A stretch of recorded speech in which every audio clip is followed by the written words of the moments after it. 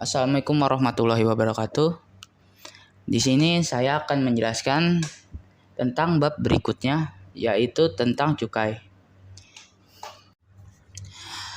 A. Pengenaan cukai dan pembebasan cukai. Pengenaan cukai dan pembebasan cukai adalah dua konsep yang berkaitan dengan pajak khusus yang dikenakan pada barang-barang tertentu oleh pemerintah. Berikut penjelasan lebih lanjut tentang keduanya. A. Pengenaan cukai. Definisi dari pengenaan cukai adalah pajak khusus yang dikenakan pada barang-barang tertentu yang dianggap memiliki dampak negatif atau berpotensi berbahaya bagi masyarakat. Cukai digunakan untuk mengatur konsumsi barang-barang tersebut dan mengumpulkan penerimaan negara.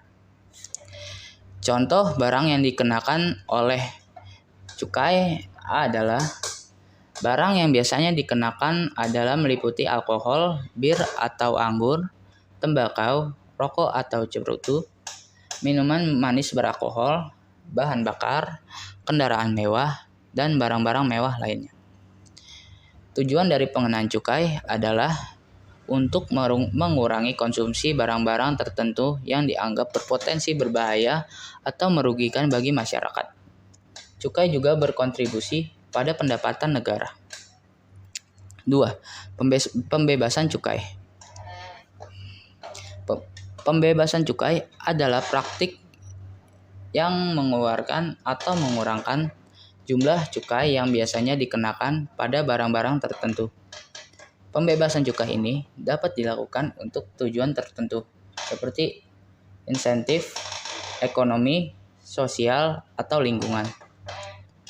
Contoh pembebasan cukai termasuk pembebasan bea cukai pada barang-barang yang digunakan dalam proyek penelitian ilmiah atau pendidikan. Pembebasan bea cukai untuk barang-barang yang diimpor oleh lembaga amal atau pembebasan pajak penjualan untuk barang-barang tertentu yang mendukung energi terbarukan. Tujuan dari pembebasan cukai adalah sebagai berikut. Pembebasan cukai ini bertujuan untuk memberikan insentif atau keringanan bagi individu, perusahaan, sektor atau tertentu yang dianggap memberikan manfaat ekonomi, sosial, atau lingkungan yang signifikan.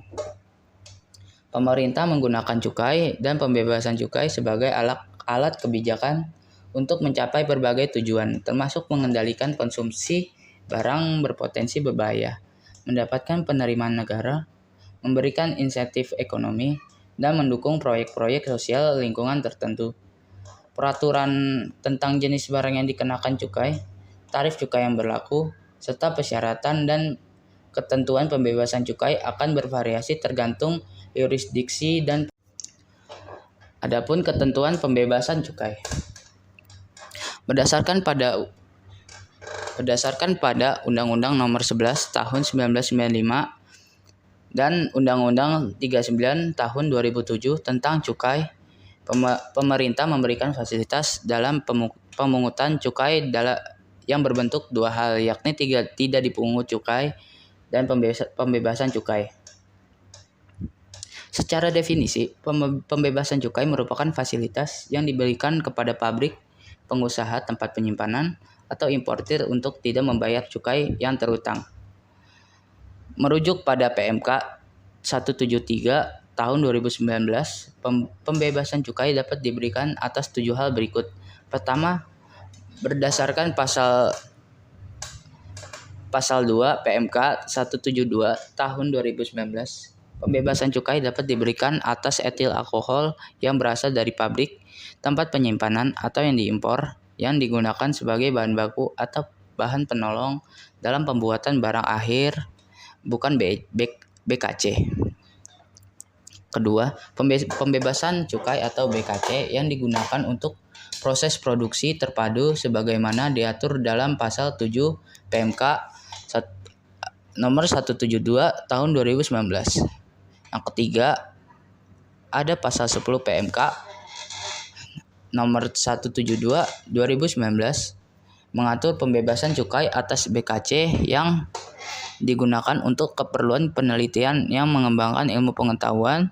Pembebasan cukai dapat diberikan atas etil alkohol dengan kadar lebih rendah 85% yang digunakan untuk keperluan penelitian dan pengembangan ilmu pengetahuan. Yang keempat, mengacu pada pasal 13 PMK nomor 172 tahun 2019, pembebasan cukai atas BKC yang digunakan untuk keperluan perwakilan negara asing dan tenaga ahli bahasa asing. Jumlah BKC yang dapat diberi pembebasan cukai ialah untuk minuman yang mengandung etil alkohol ditetapkan paling banyak 10 liter untuk setiap orang dewasa setiap bulan, dan hasil tembakau berupa sigaret 300 batang, cerutu 100 batang, atau tembakau iris atau hasil tembakau 500 gram. Yang kelima, ada sesuai dengan pasal 15 PMK nomor 172 tahun 2019. Pembebasan cukai atas BKC yang digunakan untuk barang bawaan penumpang, awak sarana pengangkut, atau kiriman dari luar negeri. Yang keenam, ada pembebasan cukai atas BKC yang digunakan untuk bertujuan sosial sebagaimana tercantum dalam pasal 16 PMK nomor 172 tahun 2019. Pembebasan cukai dapat diberikan atas etil alkohol paling rendah 85% yang dipergunakan untuk tujuan sosial. Tujuan sosial ini dimaksud ialah keperluan rumah sakit atau bantuan bencana alam. Yang ketujuh, berdasarkan pasal 19 PMK 172 tahun 2019, pembebasan cukai dapat diberikan atas barang kena cukai yang berasal dari dalam negeri atau luar negeri yang dimasukkan ke tempat penimbunan berikat. Yang kedelapan, merujuk pada pasal 20 PMK nomor 172 tahun 2019, pembebasan cukai atas BKC yang digunakan untuk etil alkohol yang dirusak sehingga tidak baik untuk diminum. Sekian dari kami tentang bab pembebasan dan pengenaan cukai. Sekian dari kami. Wassalamualaikum.